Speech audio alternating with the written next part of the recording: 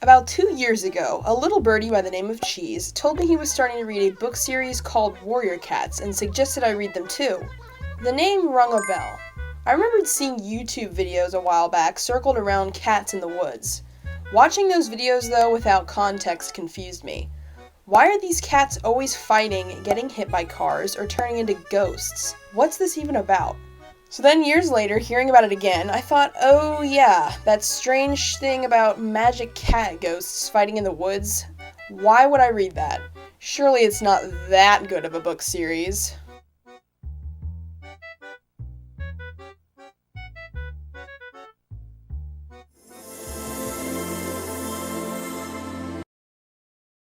Why didn't anybody tell me about this sooner? This video has been on my mind to make for a while now, and I finally sat down and did it.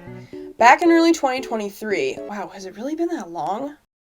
I put out a poll asking you what video you wanted to see first, and Warrior Cats was the most requested. So I've done my best to collect my thoughts in an orderly manner and compile them into this video. If you have any suggestions for topics, Warrior Cats or not, let me know in the comments. If I get enough ideas, I might make a part 2. Okay, now that the long intro is over, let's get into Warrior Cats.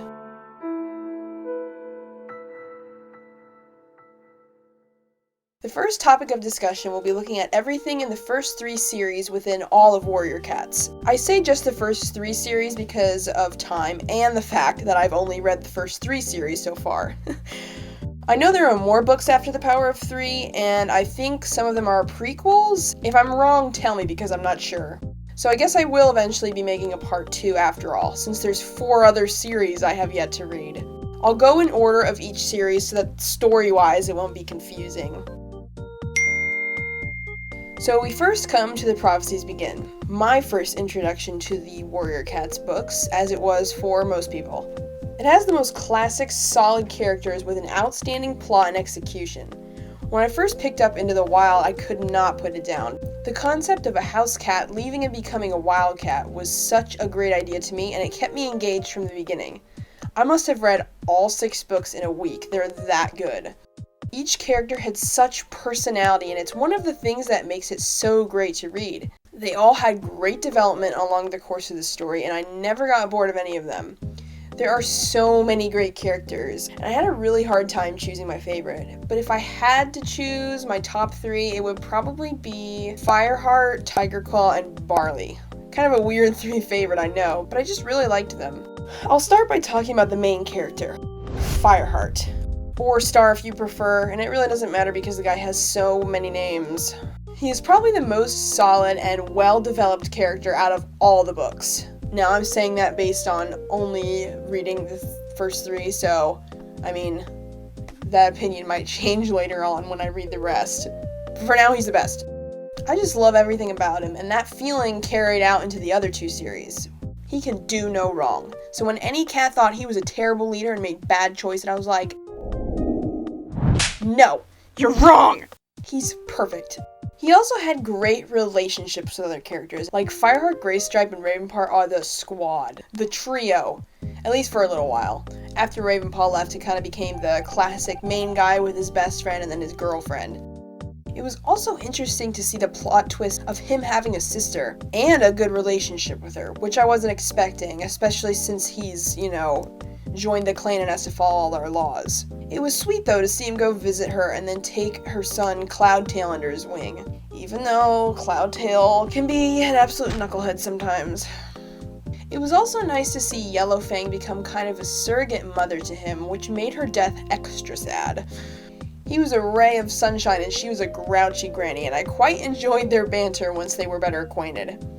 I actually thought that Fireheart and Bluestar were going to have that mother-son bond, but they ended up being more of a mentor and apprentice relationship.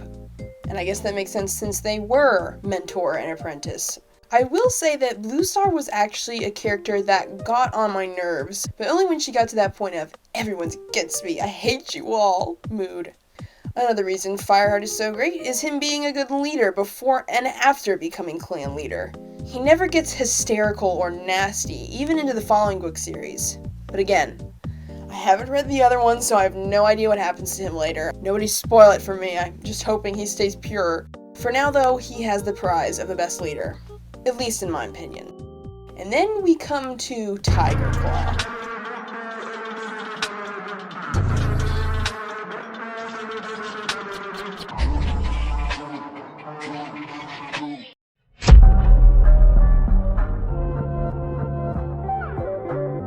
He was such a great character in this story, and I loved the beef between him and Fireheart. It was so well written. That building tension of him becoming the main villain was so exciting to read.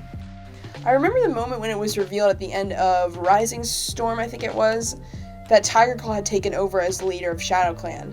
When I read that, I was like, what? Broken Tail and Scourge are pretty decent villains too, though not as good as Tiger Claw, in my opinion. In the beginning, I thought that Broken Tail was going to be more of a prominent villain, but that ended when Yellowfang gave him some lovely berries to munch on.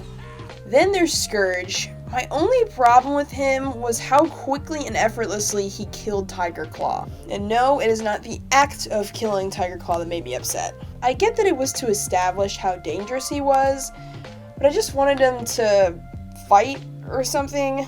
Also, what's the deal with the reinforced claws using dog teeth? How does that make sense, Erin? Just say he has huge claws or something, even though he's only like 10% of Tiger Claw's size. Overall, though, I would say 9 or 10 out of 10 villains. I'll talk about Barley briefly since he doesn't have too much to do in the story. He doesn't do too much in the grand scheme of things. I like him because he's like this old barn cat who's just a nice guy, and it reminds me a lot of the cats that I grew up with.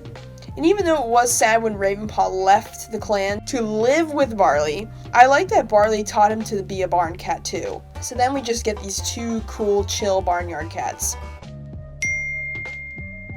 When it comes to the ending of the Prophecies Begin, it was a bit abrupt, but I think it was cool. It just felt like this ragged silence of the aftermath of the battle between the clans, and it was them realizing that it was all over and everything had been restored. So yeah, we didn't see much closure in terms of, how the clans, healed after this, but I think that was kind of a good way to end it. We didn't necessarily need to see all the clans and how they coped with everything. So this was a great beginning to the world of Warrior Cats for me. Now, we move on to the new prophecies. In most trilogies, the original story is the best because if it's what hooks people and gets them excited for, it will most likely bring people back in for more. And most of the time, the sequel isn't as good as the original, and that is the case for me in the new prophecies. It's weaker than its predecessor, mostly because of the plot and a few of the characters. We start off with another prophecy, and I found it strange that these 6 cats travel so far just to talk to a badger who somehow knows how to interpret prophecies. I did like reading about their journey though, mainly because they met Purdy along the way. I just love him so much. He's just this happy old carefree cat who used to be a house cat. I remember getting so excited when I was reading The Power of 3, and he showed up at the end. I was like, oh, Purdy, yay! One thing I did grow bored of about the journey, though, was everything in the mountains. I'm not exactly sure why I was a bit bored. I just was. But everything else about the journey I enjoyed. There's just something cool about a group of characters going on a long quest like that. But then we get to this badger midnight, and I don't know, it's fine, I guess. I'm not gonna get too upset about it. It's just oh, what, she can speak cat? It's kind of funny though, because later on Midnight is the one who comes to them to tell them about these other badgers that want to kill them. So it was why couldn't you've done that earlier? That would have saved all these cats from traveling super far. Oh well. I also hated that we left the forest so soon. I wasn't really expecting it, so it was really disappointing that we did. If it were me writing this story, I would have written that kind of a thing to happen way later in books, but that's just me. I just wish that we had a little bit more time in the forest before we lose it. One part about these books was it was a bit hard for me to read because in the original books we see everything through Fireheart's perspective. But in this, we see it through Brambleclaw and Leafpool, and then eventually several other cats' perspectives. So it was a bit hard to get used to. When I realized there was 2 separate perspectives, I was like, can we please go back to Fireheart? Now, on to the characters. To be honest, they were kind of dicey, and what I mean by that is some of them change about halfway into the series. Take Brambleclaw, for example. I loved him at the beginning. He was level-headed, on the quieter side, and was basically just a good version of Tiger Claw, which, you know, that's just great. But later on, he's just always cranky, rude, and kind of prideful. Luckily, that does go away in The Power of the Three, but it's still kind of ruined him for me, which is a shame because I did really like him. Squirrel Flight is another example, except her change was for the better. She started out so annoying, could not stand her, but then she got better. Still hot-headed and chatty, but better. I think Squirrel Flight, Purdy, and either Brambleclaw or Stormfur were my top 3 favorites in this series. And honestly, Purdy's probably ranking above the others. There were fewer villains in this story, which is an interesting choice. And I think it's because the clans had to unite for most of the book, so there wasn't really time for a villain to rise up, sort of. But I do think that even though Hawkfrost was really the only villain, he was still decent. He did have similar motives to Tiger Claw, which, that's okay, but I didn't mind that so much. And there was an added layer of depth because of being half-brothers and allies with Brambleclaw, and being the son of Tiger Claw. So of course he's gonna have the same motives as his dad. That lasted right up until Brambleclaw makes the right choice not to kill Fireheart, bless his soul, for power. And even though their battle was rather short, it was pretty epic. Probably one of the cooler battles in all of Warrior Cats. Something major I haven't touched on yet is the romantic relationships, and it's pretty much because almost all of them in this series are unhealthy. I'll start with the main couple, Brambleclaw and Squirrelflight. It felt very forced to me. They didn't have many good, sweet moments with each other. If they weren't at ease with each other, they would be bickering or being straight up toxic to each other, which is why she ends up getting closer to Ashfur during their time of being at odds. And her relationship with Ashfur isn't too great either. Ashfur was a bit too controlling of her, and Squirrelflight was often upset and led him on. The only reason Brambleclaw and Squirrelflight even get together is because they think it's meant to be. So their relationship was kinda a dumpster fire, and it gets worse at the end of The Power of Three. The second place prize for a bad relationship is Feathertail and Crowfeather. I hate Crowfeather. He's the most problematic, rude jerk in all of the books I've read so far. He has no redeeming qualities at all. The only time he was okay was whenever he was alone with Feathertail. And you can argue, oh Elise, that's just because they complete each other. They should be together because they act better around each other. No, no, no, no, no.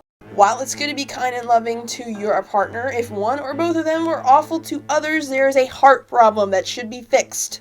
Feathertail was fine as a character, but he is just awful. And he's awful in later books too. Then the whole thing he had with Leafpool when he's all, oh, I've always loved you, Leafpool. No, you haven't, Crowfeather. And you didn't wait long before you ditched Feathertail with your love claim to Leafpool. Oh my word, I can't. And later on, after they had run away together and then go back because Leafpool changes her mind, Crowfeather ends up hating her. And he ends up telling her at the end she means nothing to him. Are you starting to see why I don't like this guy? Feathertail, maybe it's a good thing you died when you did because a relationship with him would not have ended well. Then in third place is Stormfur and Brooke. Now, it wasn't an unhealthy relationship per se, it just wasn't great because Stormfur was breaking clan law by being with her. I remember talking to Cheese about it and I said, can there just be a healthy, normal clan relationship? Stormfur and Brooke, and even Graystripe and Silverstream, were the only non-clan relationships I didn't really mind, even though it was kind of weird that Graystripe and Silverstream relationship happened out of nowhere. That's why Fireheart gets another gold star for having the nicest, healthiest relationship. Hi, that's incredible! Good on you, mate! So the conclusion and overall story was a bit odd, but it was still good. The ending was kind of similar to the ending of The Darkest Hour, with it being peace after a battle. It was just a less catastrophic aftermath.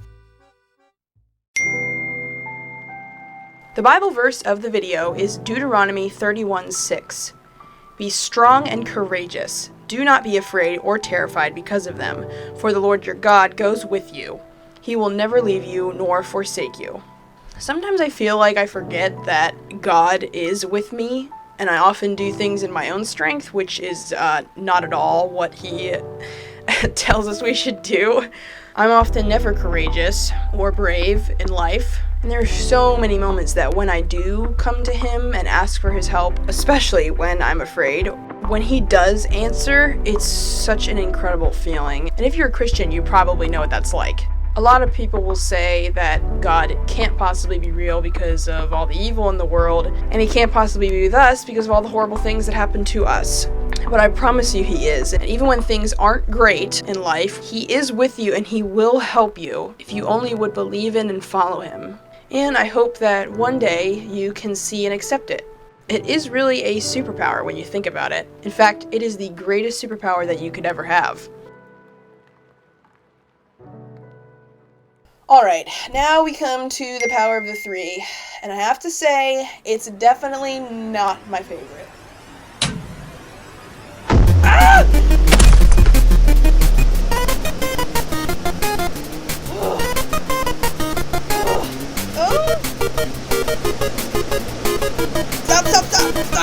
Stop! Yes, it's my least favorite. Just let me explain. I feel like I'm gonna get in trouble here because I know how much people like their Jayfeather and Ashfur and all the other characters in this series. One of the main reasons I didn't like it as much is because of the characters and the plot. And I'll admit that sometimes that opinion wavered, but it didn't happen often. There wasn't really much of a plot, and it was confusing when it did kick in. The prophecy about 3 powerful cats came out of nowhere, again. It's like, how many prophecies are there? And do they get, like, a few months of peace before the next one? Wait, there was a prophecy. Oh, now there's a prophecy. I think StarClan just comes up with these things whenever they get bored. Oh, wow. That was a great, inspiring legend that you made up. So anyway, there are these 3 cats that get, like, superpowers, except I feel like Lionblaze is the only one with a superpower. Jayfeathers is just him misusing his medicine cat abilities by being a rebellious punk, doing things he shouldn't, at least in the beginning. And Hollypaw's power is what? Being able to think? I honestly don't really remember what it is, but I think it was literally just wisdom. The writing of switching between 3 cats' perspectives was a refreshing change from the hundreds in new prophecies. Oh my goodness. So like I said, the plot was a bit wacky, because it would be about the 3 cats, then it would be about Soul, then it was them, then Ashfur and Squirrelflight, then Soul again, and then it wasn't about them in the end. So, not the strongest of stories, that's for sure. Okay, now here's where I might get killed. I did not like Jayfeather or Lionblaze. Jayfeather was the worst one. At least he started out the worst one. At first, I felt bad for him, because the cats were treating him poorly due to his eyesight, but then very quickly he turned into this angry emo rain cloud that never had anything nice to say. I think the only time I remember him being nice and even cheerful was when he was helping reincarnated Cinderpelt to swim.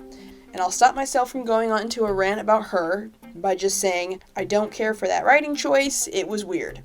I will say that Jayfeather does get less rain cloud later on, which helps, but it took so long to get there. So naturally, I didn't like him very much, and he really got on my nerves when he thought he was better than everyone. Honestly, all 3 of them act like they're better than everyone, except maybe Hollyleaf. And that attitude gets worse when they find out that they're the 3. And what bothers me about Lionblaze is he thinks he's indestructible when he isn't.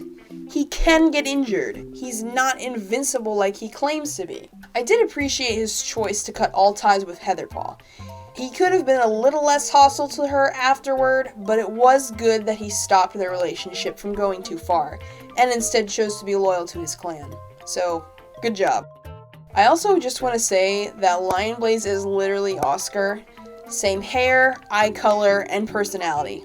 Maybe that's why he annoys me sometimes. What do you think about that?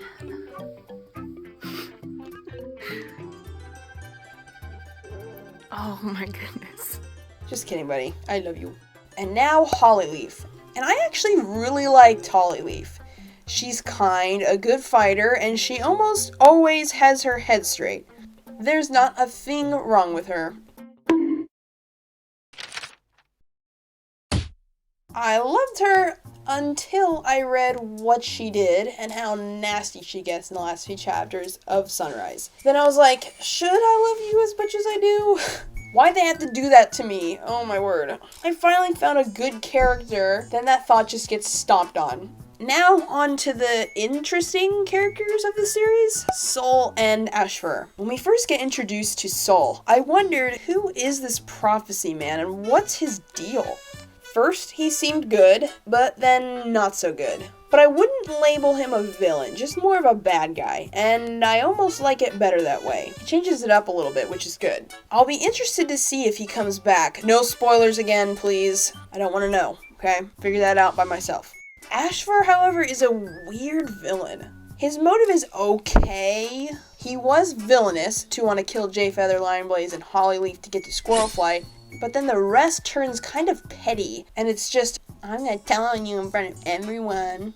That, of course, doesn't end up happening because Hollyleaf kills him, but he gets his revenge anyway because for some reason, even though Hollyleaf killed him so he wouldn't tell, tells everyone herself and at a gathering of all places. And she reveals more than Ashfur knew and would have told. So, what? Maybe Hollyleaf is the secret villain. I did enjoy reading the very last book. I thought it was more exciting than the others, and it starts off by being a murder mystery. And I actually liked that idea. I thought that Squirrel Flight was the killer, so good job on the plot twist of it being Hollyleaf. Even though I wish it wasn't Hollyleaf. The ending of this was strange and a bit confusing. After a bunch of cats end up leaving ThunderClan or just become upset with one another, Jayfeather realizes that Hollyleaf isn't the third member of the three, but actually Fireheart's nephew's daughter's kits are the members of the three. So, that's it? Alright then. Oh, hello, little one. Where did you come from? Mr. Waternoose! Ah, James. Is this one yours? Actually, that's my cousin sister's daughter, sir. Yeah, it's bring an obscure relative to work day. Must have missed the memo. Which series is the best? Well, that's up to you to decide. And if you really like The Power of the Three much more than The Prophecies Begin, then that's great. I'm not here to be a rain cloud on you, even if it may have come across that way. But if you ask me, I would definitely pick The Prophecies Begin. I think Erin's writing was at its best in this first series. It had a great story, lovable characters, well-written villains, good relationships, and a pretty satisfying conclusion.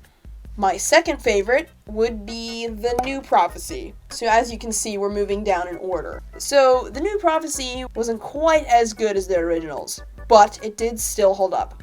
And then lastly, The Power of the Three.